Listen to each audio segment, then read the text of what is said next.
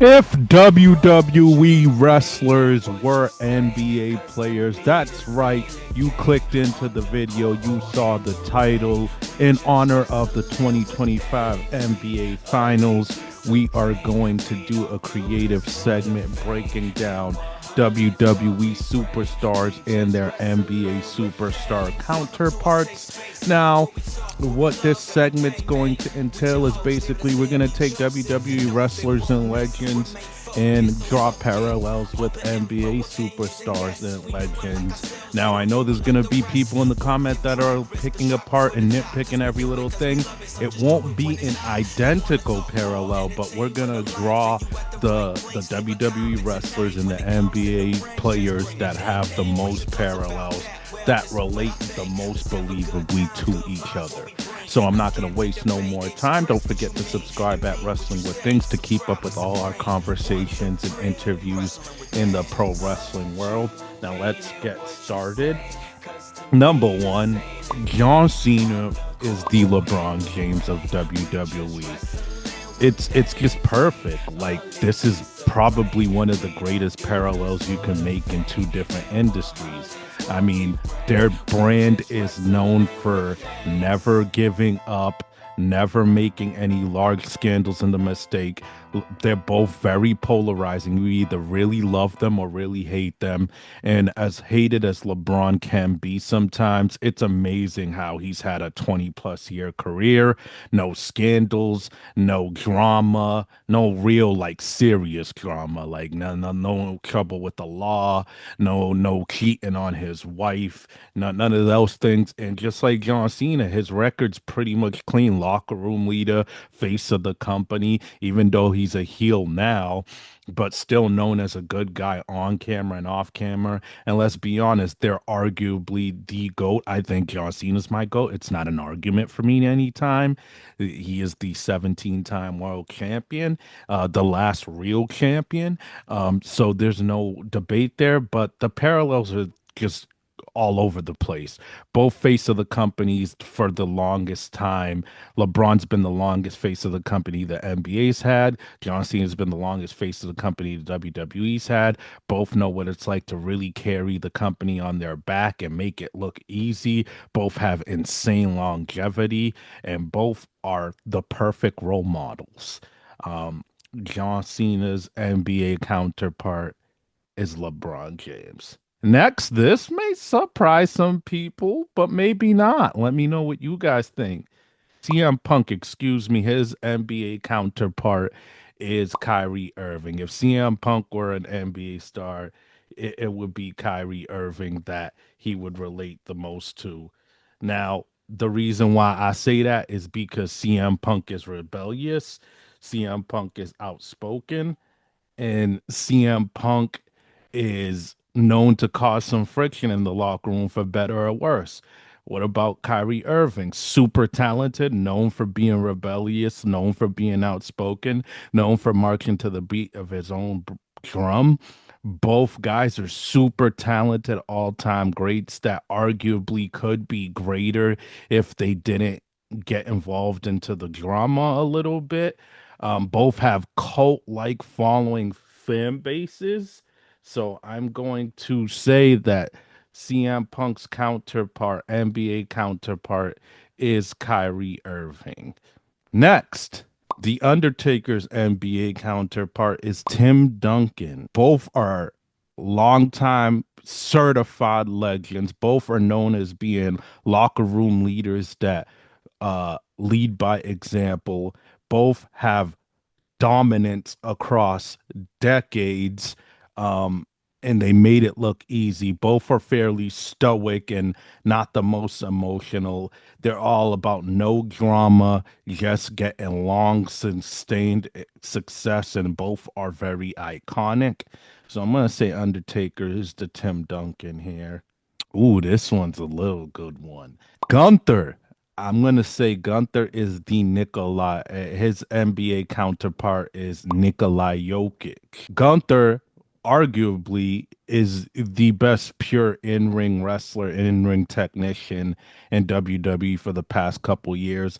Just like for the past couple years, it's pretty great argument that Jokic is the best pure basketball player.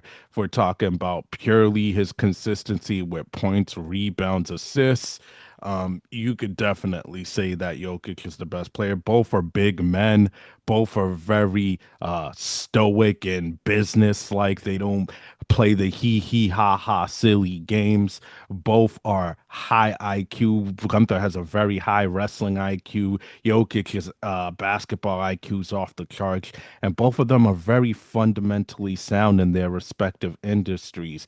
Everything looks fundamentally smooth and mechanically right with Gunther slams and moves and chops, and you could say the same with Jokic and his precise passes and movement without the ball and shot selection.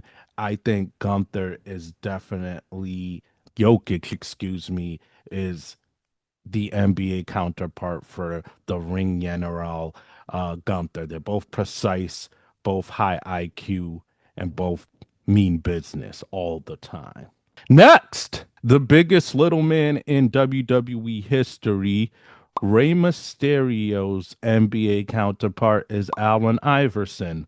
Both guys are iconic, undersized guys, probably the most iconic, undersized, small guys in their uh, industries. Both are little guys that changed the game. You know, when Rey Mysterio came in, we never thought a guy that's 5'6", 170 pounds, 165 pounds, soaking wet, could do the things that he does and make it entertaining and connect with the audience. And we didn't think a guy like Ivan Iverson, who's basically 5'11", soaking wet in the land of the giants of the NBA, could score 40 at will, can beat Kobe and Shaq in at least one game in the finals. Like the things he's able to pull out of his talents being such a small guy is amazing. And I think that's something Rey Mysterio and Iverson shared, like being such small guys and the success and popularity they're able to cultivate that resonated with multiple generations. They definitely have the parallels. Allen Iverson is Rey Mysterio's NBA counterpart.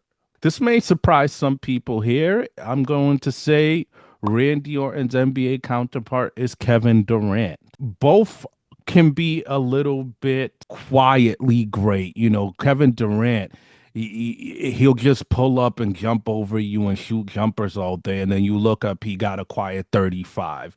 You know, just like Randy Orton, it's not going to look the flashiest. He's not going to jump off the top rope and stuff. But you look at all his matches, it's going to get the crowd running wild. It's going to be smooth and mechanically sound. It's going to be a very well wrestled match. And Durant's known as the Durantula. Randy Orton's known as the Viper, so they have the parallels with the snake names. Both have great, excellent, sustained longevity. And I definitely think Kevin Durant is Randy Orton's NBA counterpart. And last but not least, this one was kind of had me a little bit stuck. I am going to say, for disclaimer, I think Trick Williams, this is kind of Trick Williams slash Montez Ford, because I am not gonna lie, I had trouble but picking between the two. You let me know who fits this NBA counterpart the most. I'm gonna say Trick Williams slash Montez Ford. Their NBA counterpart is Anthony Edwards. The reason why I say that is because Anthony Edwards, even though he hasn't won the championship yet, 23 years old, still very young, hasn't even hit his prime yet. Montez Ford and Trick Williams, still very young, even though they've been around the block in WWE, still very young, haven't even touched their prime in the best work they can do in They just have the charisma, the swag, and the natural presence and look and aura to them that just screams that they're destined to be the face of the company or one of the faces of the company. Just like Anthony Edwards, his charisma, his interviews, his swag, his humor, he just screams that he'll be a face of the company at some point. So I'm gonna say Kirk Williams slash Montez Ford. Their NBA counterpart is Anthony Edwards, but I think I'm gonna lead towards for some reason I'm gonna lean towards Kirk Williams. His NBA counterpart is Anthony Edwards. No disrespect to Montez, but I think you do either or but for the sake of this video, I'm gonna lean more Kirk Williams. Let me know which wrestler you think aligns with Anthony Edwards as a parallel more. But this concludes this part. Let me know if you would like to see a part two of if wrestlers were NBA superstars, and figure out some wrestlers and their NBA counterparts. Don't forget to subscribe to us on YouTube at Wrestling with Things.